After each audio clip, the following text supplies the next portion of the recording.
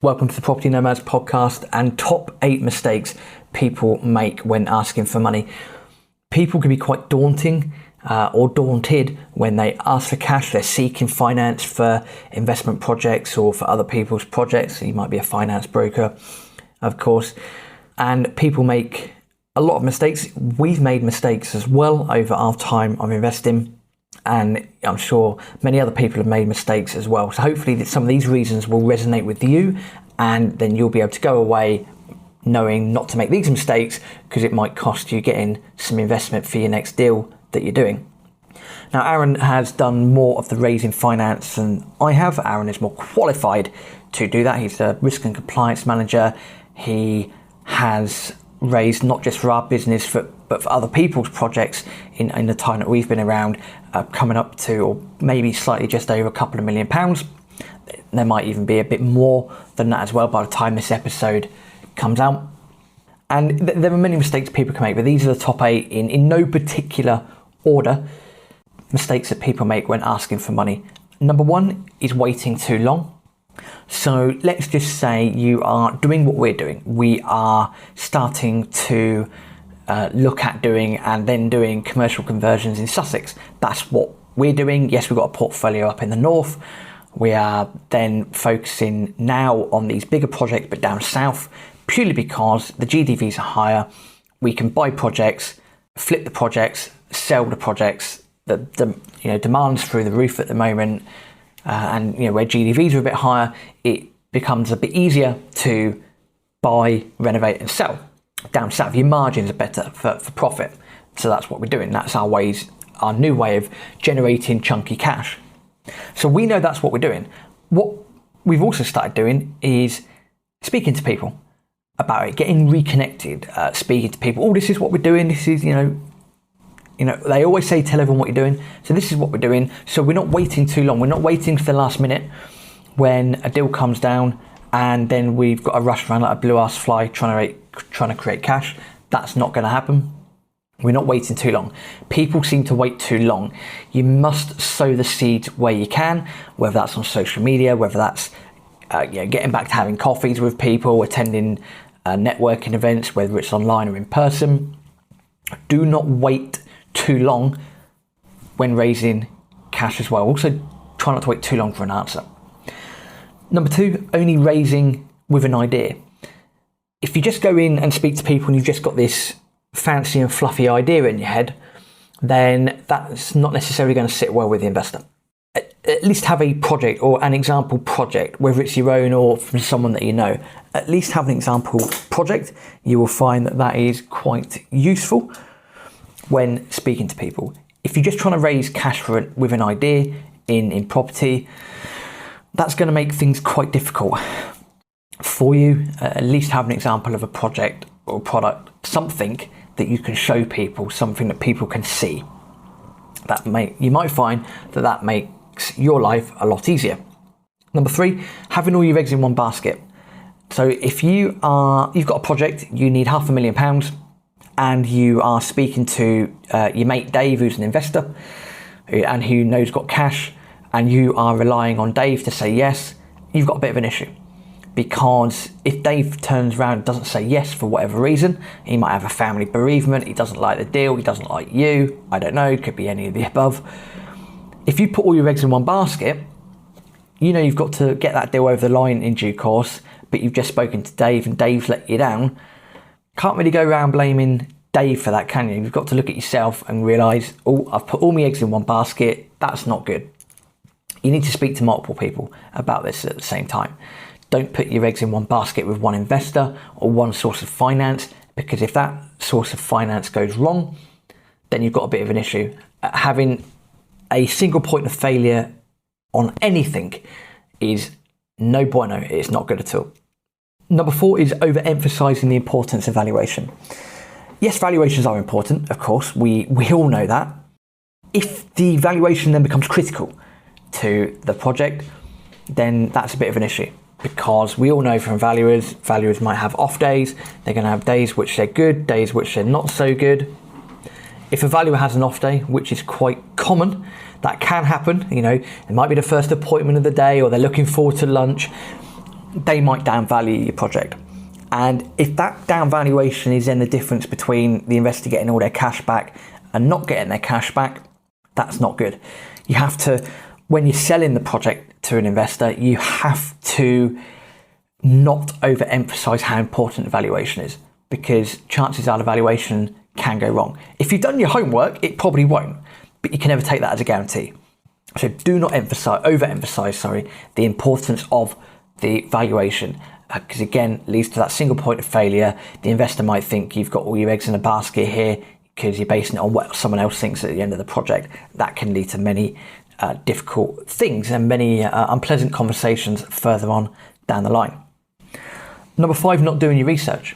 So you have to do your research. There is no point in not doing your research. So for example, when we're looking at commercial conversions down in Sussex, we've built a power team down there. We've got project managers lined up. We've got people that are going to happily source us the deals. We've got investors lined up as well. We know what the rough GDVs are. We've got commercial surveyors ready as well. We've got the power team down there. We've done the research. It also helps where Aaron's lived there for a very long time, knows Brighton and Hove inside out. I was at university in Brighton. We know the demographics and the details of Brighton. I say Brighton, I mean Brighton and Hove, that whole, basically Sussex. So we know what's going on down there. We know it's a popular holiday destination. We know you've got Brighton, you've got Hove. You do have also Worthing, a very popular place. Shoreham, decent, but not as good as Worthing. You've also then got Eastbourne. Yeah, a lot of old people live there. There's also, it's a very key hub. You've got very good links to London. You've got very good links to Gatwick Airport as well. And anything along the south coast of England generally is a very popular touristy place. Of course, more so in the summer, not necessarily as much in the winter, but you can still get a hell of a lot of people down there because it's, who doesn't like a little trip by the sea no matter what the weather. Also do the research. How much does a flat sell for in this area? How much does a 2-bed flat sell for? How's that valuation going to work on this 8-bed HMO in the middle of town? That can vary from place to place because every valuer's got their own methodology by the sounds of it. So do your homework. You must do your homework, you must do your research, and you must be able to demonstrate that when sitting down with investors. Number 6 is pitching poorly. You might have the best deal in the world, but if you are as dull as dishwater in the presentation stage and you pitch poorly, chances are people will not want to work with you. People will work with you and investing in you because they like you, 9 times out of 10. Yes, the deal's got to work, the numbers have got to work, the numbers have got to stack up. Of course, that's perfectly understandable. But if you pitch poorly and people don't really like you, then good luck. Chances are you're probably not going to get that cash that you need or you desire for that deal. Number 7 is people prioritising money over the right investor. This is a trap that I think we've all we need to take heed from. I think it's something that we've all done. You need cash, yes, that's fine, but the person that might give you that cash might be an absolute arse. And if they're an absolute arse, that can lead to many issues further on down the line. All you've got to do is just have a browse around the variety of property Facebook groups and communities that are online to see that many people, when they jump into bed with one another in a JV, they realise that, yeah, it's great that I've got the cash, but in fact, my JV partner's a dickhead. Sometimes that happens. Sometimes there are extenuating circumstances, life changes, things happen, we get that, but you can always take the time to make sure that the person that you're working with is the right person. Again, some things happen, sometimes things change, circumstances change, we get that, that's life, you deal with it as when it comes along. It's happened to all of us, but make sure that you're working with the right investor. If you prioritise the money over the right investor, you're probably going to end up in the doghouse. Number 8, not understanding your own business. So if you don't understand your own business, that can lead to a lot of issues as well. Investors are going to want to see that you have the ability to understand your own business, what you're doing, why you're doing it, where you're doing it, what are your aims, what are your goals, all these sorts of things. Now I'll go back to doing commercial conversions in Sussex. Yeah, we've got a portfolio, a buy-to-let portfolio, predominantly buy-to-let portfolio up in the north of England. Yeah, we'll continue to add to that over time. Not a problem. At the moment, it provides us with a decent level of income per month. So we're not worrying about bills, paying ourselves, etc., etc. That's great. But now we need to make chunky money. Why do we want to make chunky money? Because we know at some point a crash is going to come, and we want to be in that situation where we've got, as well as having investors' cash on tap, we want to be in a position where we've got a lot of our own cash sat in the bank so we can sweep up quite a lot of deals. So that's what we're doing it for. That's why we are down south. That's why we are looking at commercial conversions and doing them. Again, buy them, add value, title split, do whatever you need to do, renovate, do whatever, sell, make profit, lovely, sit in the bank, move on to the next project. Because our goal is we want to generate X amount of pounds by this particular point in time in the business. That would that would be a great starting point for when the market does collapse. Rather than rely on finance, you've got your own cash in the bank, you go in, you get some deals, happy days. The caveat on that is there might be the odd project where you get to the finishing point of the project, realise it is cash flowing an absolute trooper, and rather than sell it, you might refinance out all your cash, keep the project yourself. Happy days. That's our own business. Now, you can probably tell from my voice, apart from the fact my voice is slightly croaking, I might have had a bit too much coffee. You can tell that I understand the business. You can tell that I understand that's what we're doing, that's what we've agreed, there's volition in what I'm saying, and I can stand, looking at you, if you're talking about a deal, that's what we're doing, that's why we're doing it. Because we've got that set out, we know what we're doing. So we understand our own business. They're the 8 top mistakes that people make when asking for money. An extra bonus is don't raise too much or too little. So if you need £500,000 for a deal, raise £500,000. If you need £1 million, go raise £1 million. There's no point having a deal on a table for 500,000 and then you're only going to raise 400,000. You're cutting yourself short. At the same time, there's no point having a deal on a table for £500,000 and then raising £550,000 because you want a buffer. That should be built into the prices anyway. So don't raise too much and don't raise too little. Very, very important to remember when asking for money. Raising finance, asking for cash, it's not a scary thing to do. You might think it is, it's really not. People are always looking to beat the banks. People are always looking to invest. People will work with you because they like you. That's pretty much it at the end of the day. Just to summarise, then, number 1, waiting too long. Do not wait too long to find the cash and do not wait too long for an answer. Don't pester the investor, of course, but don't wait for too long because you can shoot yourself in the foot. Don't raise cash only with an idea. Have a product, have something that the investor can relate to, that they can see, something that they can work from. Don't put all your eggs in one basket with an investor. That's not good. Do not overemphasize the importance of the valuation. Yes, valuations are important, but do not overemphasize that with the investor because then they'll probably come away thinking that you are relying on someone else's opinion on their valuation. That's not good. Number 5, not doing your research. You must do your research. You must know your area inside out. You must know what's going on. You must understand the economics and demographics of that area. Number 6, pitching poorly.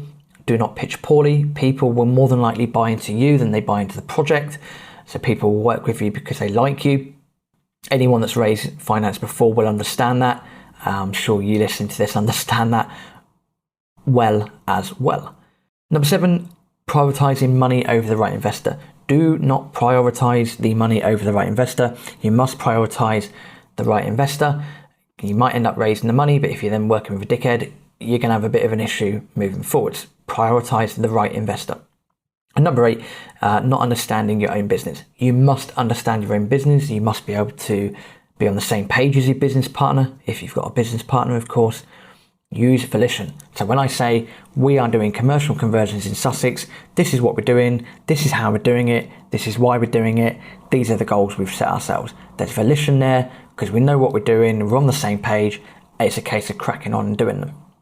And then finally, as a bonus one for yourselves, do not raise too much or too little. So again, if you've got a deal that you need £500,000 for, you've analysed everything, you need £500,000, go and raise £500,000. Don't raise more, don't raise less. You're just going to shoot yourself in the foot.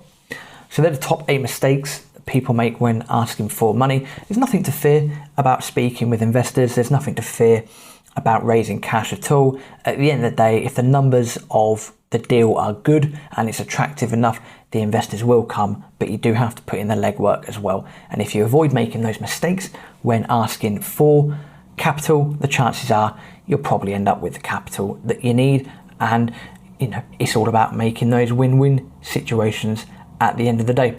As usual, do find us on social media, the Property Nomads Podcast, and do subscribe if you don't already subscribe to the podcast. Share the podcast with other people as well, especially now we've got the travel section up and running as well. Brings a great bit of variety to the podcast. Mondays are your property, Thursday your travels. We've got some bonkers stories that we've already told and that will continue to be told as well as we take you through South and Central America, amongst other places too. Until next time, hasta luego.